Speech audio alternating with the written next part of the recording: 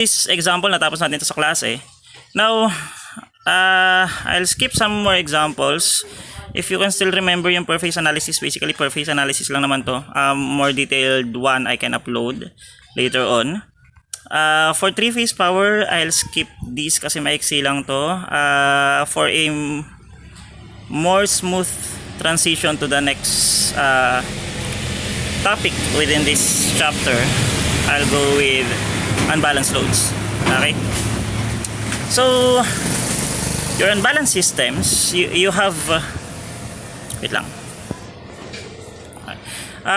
you have different factors na pwedeng maka-affect sa system natin para maging unbalanced siya. Of course, you want the system to be balanced, you want your source to be balanced, you want the lines to be balanced, you want the loads to be balanced, such that the system as a whole is balanced. And when you have all of those three parameters for the meantime na balance, then you can say that the power flowing in each phase, you have phase A, phase B, and phase C. The power flowing in each phase is balanced. Okay? Now, your system may be unbalanced kapag hindi na balance yung power na yon. And yung mga probable causes na of course you have, I guess ang pinaka-obvious ay kung hindi balance yung voltages mo, so automatically I think mahirap na balansehin yung system. Okay, so you want the system to be the system voltages to be balanced. Now most of the time yung voltages mo ay balanse kasi most of the time the 3-phase power in an electrical system comes from a 3-phase source that is made of balanced coils. Therefore, the induced voltages in each coil is balanced. And the design of the armature are displaced such that yung ating electrical signals, voltage signals are displaced by 120 degrees. So yeah, so by default we can always assume that the system voltages or we always want that the system voltages is balanced at the very least. Okay, now if we assume that these voltages are balanced, okay, another probable cause ng unbalance ay yung lines. Okay, you may have in some power systems yung isang linya mo, let's say line A, ay mas mahaba doon sa ibang lines B and C. This is really common. This is more common in distribution systems than in transmission systems, kasi yung distribution systems mo, you want to reach certain areas na ang loads lang kasi ay single phase, so hindi mo talaga kailangan ng tatlong linya ron. Okay, you just need one line, so pipili ka lang doon sa tatlo. So kapag ni-reach mo yung certain, let's say barrio na yon, certain barangay, using one line, or kahit certain kalye, then your line, one of your lines dun sa tatlong pase na yon, let's say this one, now has a different configuration. Mas iba na yung length niya, iba na yung loads niya as compared dun sa dalawa. Okay, so it happens commonly, mas madalas siyang mangyari sa distribution systems as compared sa ating transmission systems. But you'll learn more about that kapag nasa higher EE subjects na kayo, 151. Yes. Now, let's assume first sa ngayon na balance muna, at least for this discussion, for this lecture video. I-assume muna natin na balance yung linya mo, tapos balance rin yung voltages mo. So your cause of unbalance may be coming from your unbalanced loads. Kasi posible, it's possible that your 3-phase system is supplying 3 different loads for each phase. So you may have a different load for phase A, you may have a different load for phase B, you may have a different load for phase C. And because of those different loadings, though pare-parehas yung voltages nila,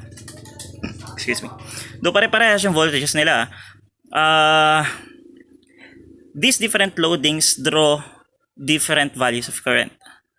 And because of these different values of current, probably yung currents mo ay different in magnitude, 1, or hindi sila displaced by 120 degrees. That's the second possible implication. Now, any of these two can cause yung system natin na maging unbalanced. So for this discussion, meron lang tayong ay i-consider natin na unbalanced systems ay due to unbalanced loads. So let's consider three-phase loads ZA, ZB, ZC, okay, na unbalanced. Okay. Now, you have, if you can still remember yung previous discussion natin, you have your Y connection and your delta connection. Now, for unbalanced systems, for unbalanced loads, it will matter kung yung Y connection mo is grounded or 4-wire versus kung yung Y connection mo ay 3-wire. Okay? If your Y connection is 4-wire, ibig sabihin, if you have on the left side, on VAB, VBC, and VCA side, if you have a balanced set of voltages there, therefore, yung voltage mo at each phase, if VAB, VBC, and VCA are line-to-line voltages that are balanced, therefore, yung magnitude of the line voltages are equal and they are separated by 120 degrees. Be it positive sequence or negative sequence. Therefore, kaya nating sabihin, since they are balanced, na yung phase voltages niya, the magnitude of that is the line-to-line voltage divided by square root of 3. And the angle of that is displaced by 30 degrees. Of course, it will matter kung siya ay positive sequence or negative sequence. Kasi kung tayo ay naka-positive sequence ABC, therefore yung line-to-line voltage mo leads the phase voltage by 30 degrees. Okay? But you already know that from our previous lecture. So now let's concentrate on the load side.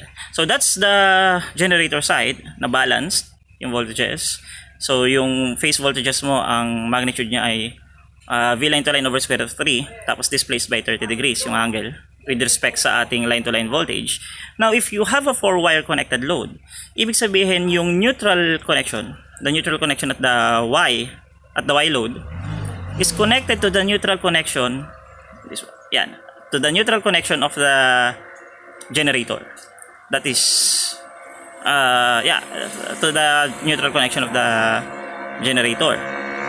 Now, if we assume that the system is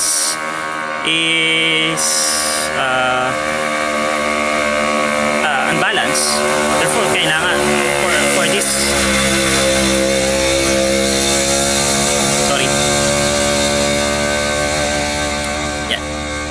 for this 4-wire Y connected load to work, so kailangan meron ka neutral wire. Now, since you have a neutral wire that is connected to the neutral of the generator, then we can say that ZA is parallel to the phase voltage AN. ZB is parallel to the phase voltage BN, and ZC is parallel to the phase voltage ZN. Therefore, the voltage at each phase of the 4-wire Y connected load is just the same as the voltage for each phase of the generator, which is balanced. Okay, so your equation for a balanced system actually works kung naka 4-wire Y. Now, ang magiging difference lang nito, makikita mo yung unbalance on the currents. Kasi your currents, makukuha mo siya through the voltage divided by the impedance. That's Ohm's law. So you get the current at each phase, IA, as the voltage of phase A over Z phase. Okay? Of A. You get IB as VB divided by ZB, and you get IC as VC divided by VC. Now, if VA, VB, and VC are all balanced, kasi nga nanggaling tayo sa balance source on the generator side na nakaparallel lang dun sa load, therefore yung unbalanced currents will be coming from the unbalance on the loads. Because since, excuse me, wait lang.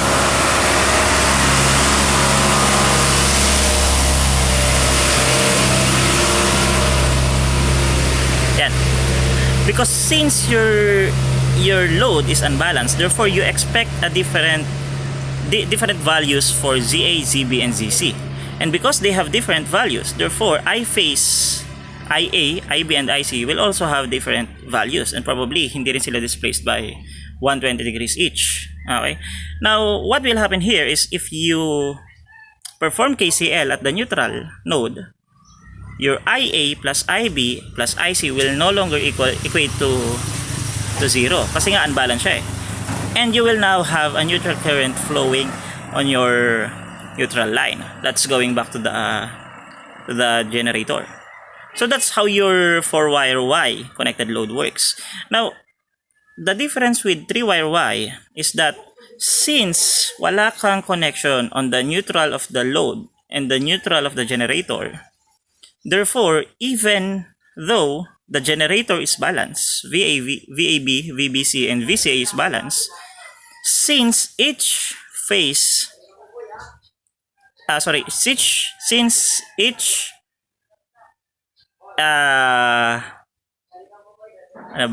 phase nung ating load, is not connected to each phase of your generator, therefore, hindi natin pwedeng i-carry over yung balance, phase voltages dun sa generator to the voltages of the loads. Okay? So, hindi natin pwedeng sabihin itong equation na to, this one. Hindi natin pwedeng sabihin itong equation na to. This cannot be true for 3-phase, 3-wire Y-connected. Kasi nga, hindi kasi siya connected sa neutral. Hindi ko alam kung paano ito i-undo. Anyways. Sige, let's see. Mababara ko ba siya? Wait lang hindi ko alam kung paano siya i-undo. Yun, may eraser. Ayan. Okay.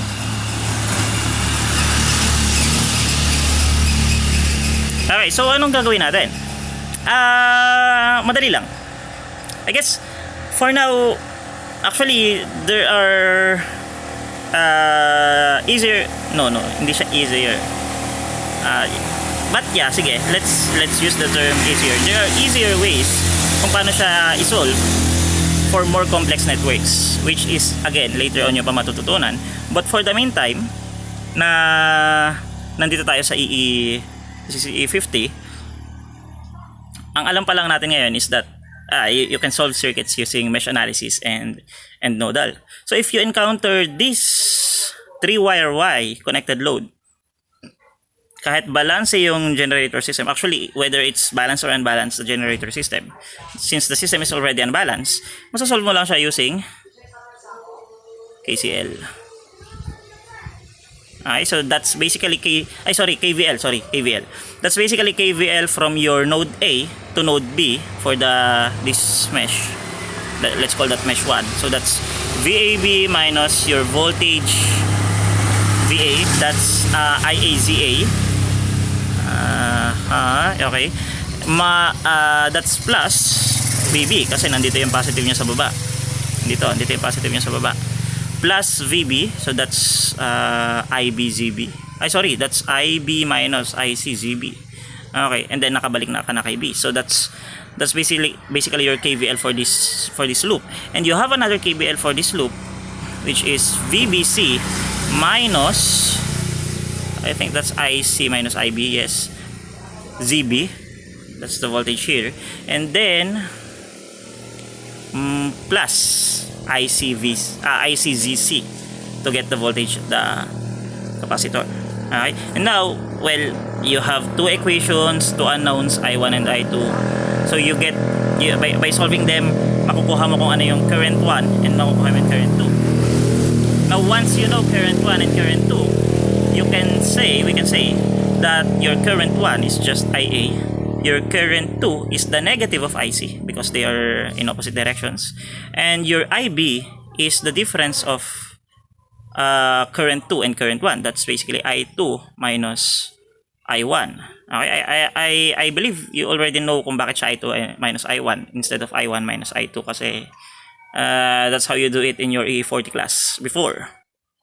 Okay, so ganun lang siya. So if you have if you have a 4-wire Y, you can use yung ating equations for a balance system, at least for the voltages. If you have a 3-wire Y, well, wala tayong other option kundi at least for now, wala tayong other option kundi mesh analysis.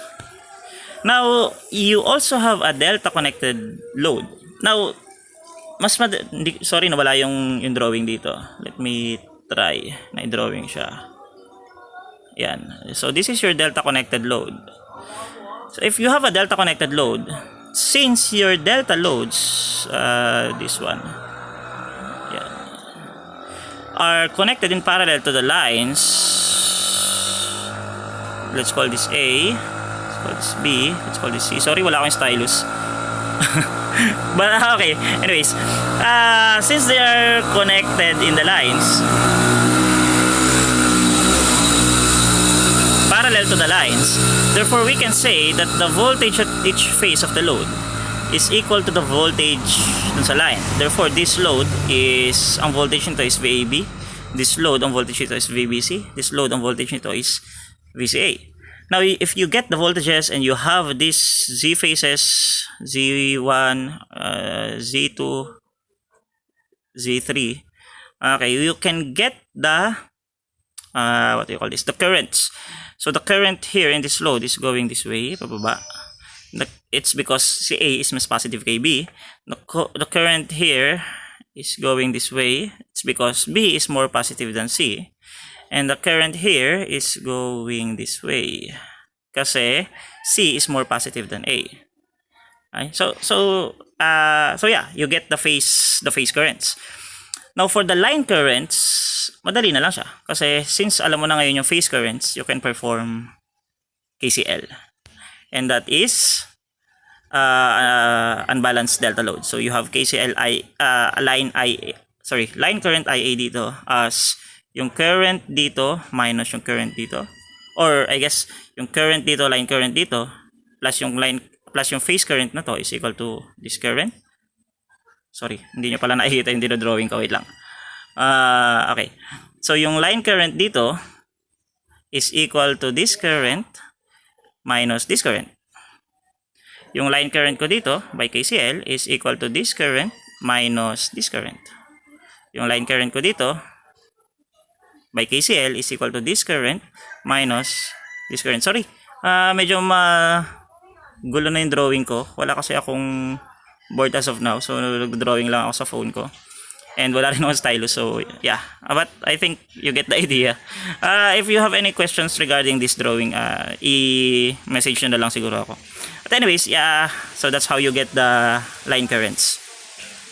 The line currents, the line-to-line parameters. The line parameters are important because your loads, especially if they are three-phase loads, they are usually characterized through your line-to-line parameters. They are usually characterized using your line-to-line voltages and your line currents. So ibig sabihin, if you have a three-phase load, usually ang ratings niyan ay on three-phase power, on three-phase voltage, which is line-to-line voltage. So ganun siya. Kaya usually ang nakikita niyo sa problems ay laging described as line-to-line parameters. Now,